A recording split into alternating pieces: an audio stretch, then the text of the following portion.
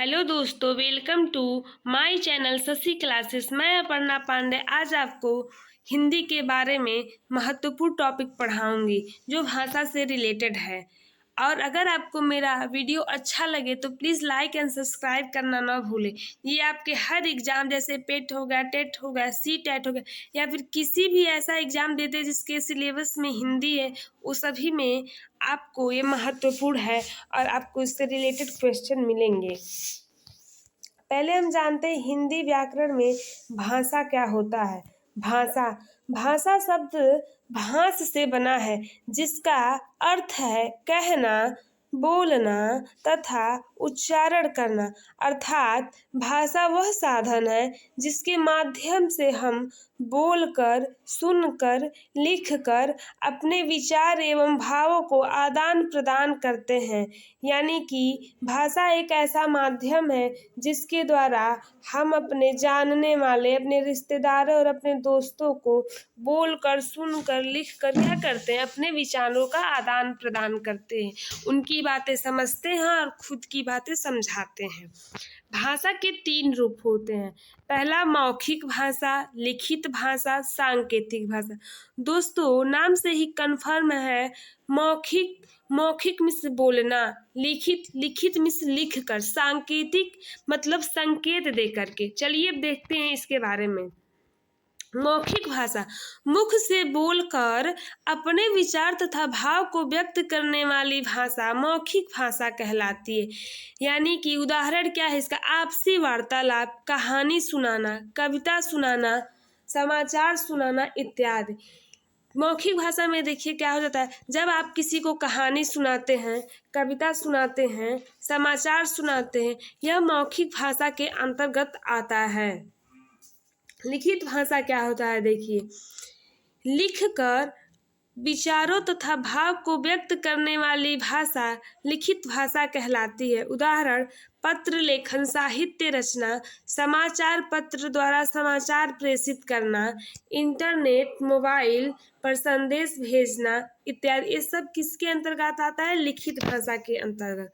सांकेतिक भाषा जब हम अपने भाव या विचार संकेतों के द्वारा प्रकट करते हैं उसे सांकेतिक भाषा कहते हैं। इसका उदाहरण क्या है, रेलवे गार्ड द्वारा लाल हरी झंडी अथवा लाल हरी बत्ती का प्रयोग मुख बधिर व्यक्ति का संकेतों के माध्यम से बातें करना, ये सब किसके अंतर्गत है, संकेत। यानी कि अगर हम अपने विचारों को व्यक्त करने के लिए किसी संकेत का यूज करते वो सांकेतिक भाषा के अंतर्गत आता है। और भाषा की सबसे छोटी इकाई वर्ण, ये हमेशा एग्जाम में पूछा जाता है कि भाषा की सबसे छोटी क्या होती है। तो दोस्तों जान लीजिए भाषा की सबसे छोटी इकाई वर्ण है। वर्ण किसे कहते हैं, स्वर और व्यंजन में जो क, ख, ग, घ ये सब होते हैं, ये सब वर्ण होते हैं। इसका मैं अलग से आपका एक दिन क्लास लूँगी, आप लोग जरूर ज्वाइन करिएगा और डेली मेरा क्लास ज्वाइन करते रहिए दोस्तों, क्योंकि हर एग्जाम में आपको बहुत ही इम्पोर्टेंट है और उससे रिलेटेड मैं हर चीज़ आपको पढ़ाऊंगी। अब देखिए क्या है, कामता प्रसाद गुरु।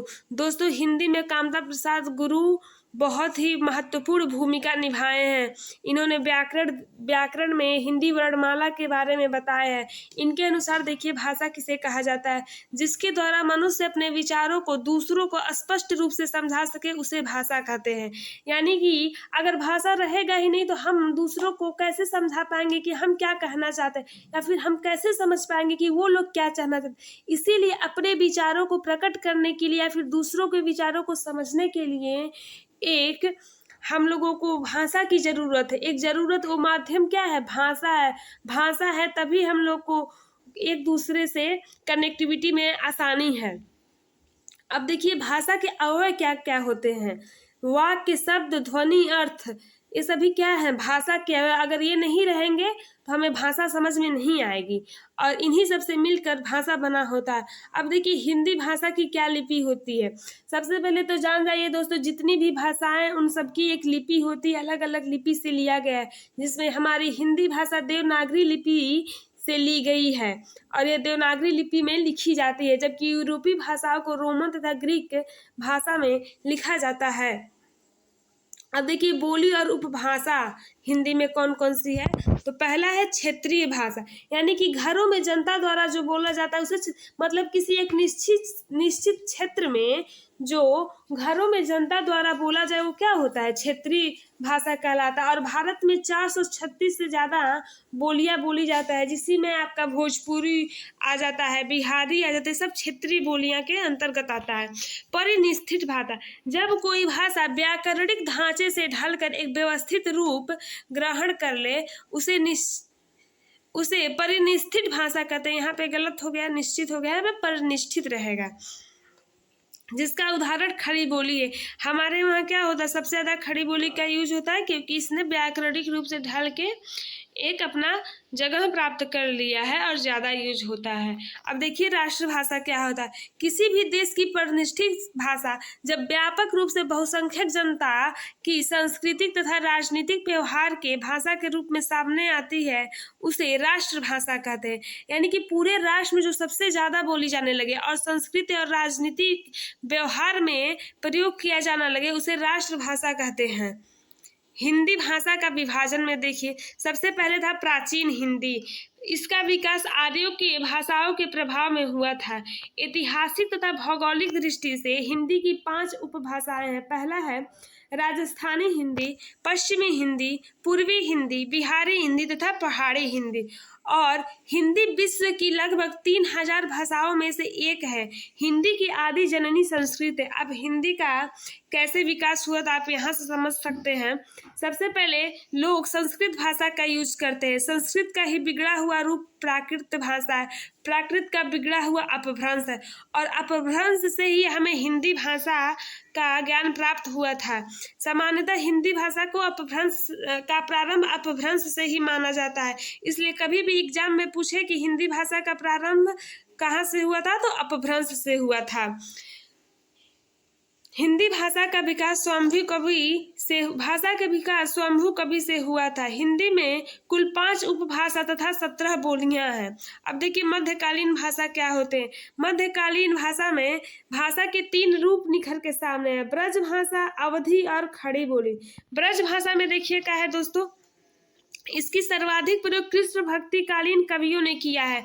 जिसने कृष्ण के बारे में लिखा है जो अष्टछाप के कवि हैं, सूरदास जी हैं, नाभादिस जी हैं, ये लोग अष्टछाप के कवि हैं। फिर कृष्ण भक्ति शाखा के और मीराबाई होगी, ये सभी लोग किसका यूज किए हैं? ब्रज भाषा का यूज किए हैं। अब देखिए यहाँ पे कुछ कवि हैं और उनके रचनाएं हैं, जैसे कुतुबन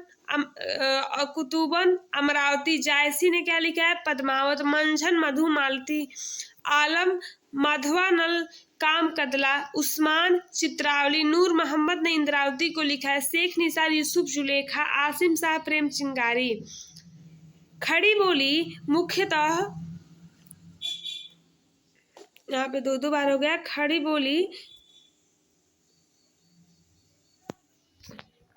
बोली मुख्यतः कवियों द्वारा प्रयोग किया गया है, जिसमें कबीर, नानक, दादू, मलुकदास, कविगंग, रहीम के मदनाष्टक, आलम के सुदामा चरित्र, जटमल की गोरा बादल की कथा में इसका यूज किया गया है। आधुनिक काल में देखिए क्या क्या होता था। हिंदी में इस हिंदी में क्या हुआ, गद्य और पद्य दोनों में रचनाएं हुई हैं और इसको कई भागों में बांटा भी गया, जिसमें कुछ है भारतेंदु युग, द्विवेदी युग, छायावादी युग।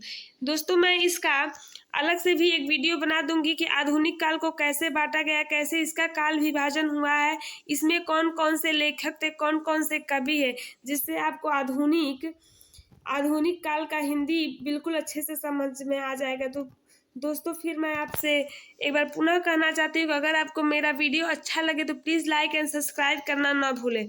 Thank you so much.